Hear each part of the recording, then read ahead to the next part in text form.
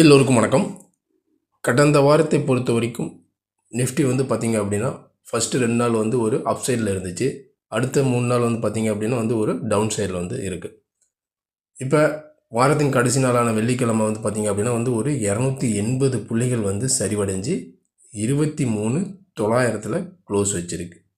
Below 24,000 கீழே தான் வந்து க்ளோஸ் வச்சுருக்கு நிஃப்டியை பொறுத்த வரைக்கும். ஏன்னா கடந்த வாரத்தில் 24,600 வரைக்கும் மேலே போச்சு. க்ளோசிங் வந்து 24 உடச்சி க்ளோஸ் வச்சுருக்கு.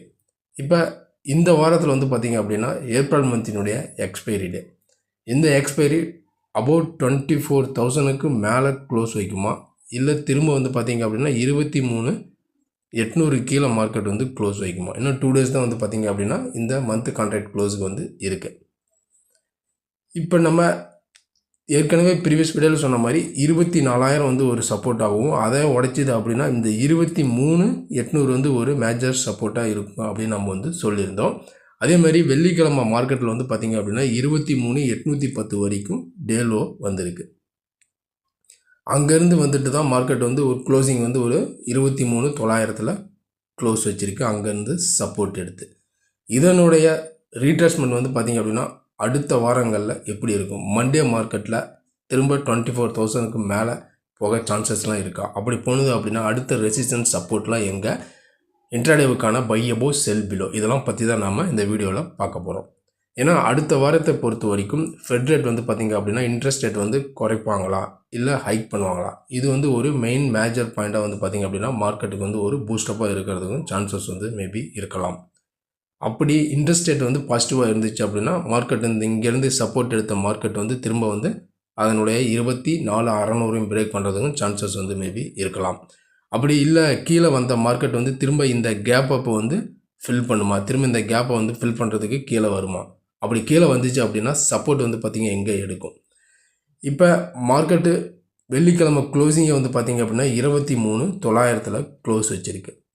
இப்போ மண்டேக்கான மார்க்கெட்டில் நம்ம சப்போர்ட் எடுத்துக்கிட்டோம் அப்படின்னா இன்றைக்கி வந்து பார்த்திங்க அப்படின்னா டே லோவே வந்து பார்த்தோம் அப்படின்னா 23,810 வந்து டே லோ வந்திருக்கு. இந்த 23,800 வந்து ஒரு சப்போர்ட்டாக ஆக்ட் ஆக சான்சஸ் வந்து இருக்குது. அடுத்தது வந்து பார்த்திங்க அப்படின்னா 23,720 வந்து ஒரு சப்போர்ட் ஆகும். அடுத்தது 23,650 வந்து ஒரு சப்போர்ட்டாக ஆக்ட் ஆக சான்சஸ் வந்து இருக்குது. இது எல்லாமே கீழே டவுன் சைடுக்கான வந்து ஒரு சப்போர்ட் ஜோனு. அதே மாதிரி நம்ம அப்சைடுக்கான ஒரு ரெசிஸ்டன்ஸ் நம்ம எடுத்துக்கிட்டோம் அப்படின்னா இப்போ ஃபஸ்ட்டு ரெசிஸ்டன்ஸு வந்து பார்த்திங்க அப்படின்னா 24,000 வந்து பார்த்திங்க அப்படின்னா வந்து ஒரு ரெசிஸ்டன்ஸாக ஆக்ட் ஆகும். அடுத்தது 24,080 வந்து ஒரு ரெசிஸ்டன்ஸ் ஆகும். அடுத்தது 24,150 வந்து ஒரு ரெசிஸ்டன்ஸாக ஆக்ட் ஆக சான்சஸ் வந்து இருக்குது. இது எல்லாமே மேலே அப்சைடுக்கான வந்து ஒரு ரெசிஸ்டன்ஸ் ஜோனு.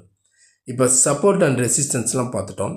இப்போ மண்டேக்கான மார்க்கெட்டில் இன்ட்ராடேவுக்கான பை அபோவ் செல் பிலோ. ஏன்னா மார்க்கெட் க்ளோசிங்கே வந்து பார்த்திங்க அப்படின்னா 23,900 தான் க்ளோஸ் வச்சுருக்கு. பிலோ 24,000 கீழே தான் வந்து க்ளோஸ் வச்சுருக்கு.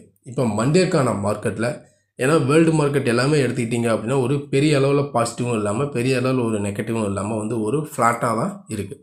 இப்போ மண்டேக்கான மார்க்கெட் வந்து பார்த்திங்க அப்படின்னா திரும்ப நம்ம வந்து பார்த்திங்க அப்படின்னா இந்த 24,000க்கு மேலே மார்க்கெட் இருக்குது அப்படின்னா நம்ம வந்து பையிங்கை வந்து கன்சிடர் பண்ணலாம்.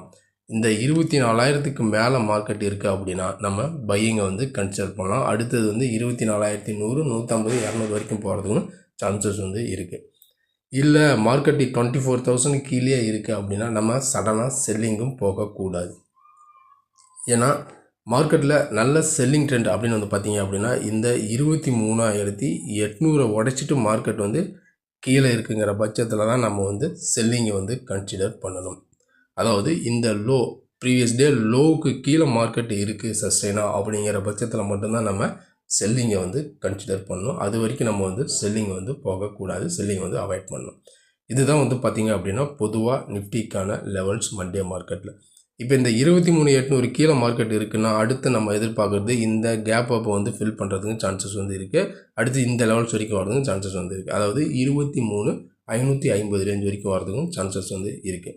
இதுதான் பொதுவாக நிஃப்டிக்கான அடுத்த வாரத்துக்கான லெவல்ஸ். இந்த லெவல்ஸ் என்ன அப்படிங்கிறத நம்ம பொறுத்திருந்து பார்க்கலாம். அதுக்கு முன்னாடி இந்த வீடியோ உங்களுக்கு பிடிச்சிருந்துச்சுன்னா நம்ம சேனலுக்கு சப்போர்ட் பண்ணுங்கள், லைக் பண்ணிட்டு சப்ஸ்கிரைப் பண்ணுங்கள், கூடவே பெல் ஐக்கானையும் கிளிக் பண்ணுங்கள். நம்ம அடுத்த ஒரு வீடியோவில் சந்திக்கலாம். நன்றி, வணக்கம்.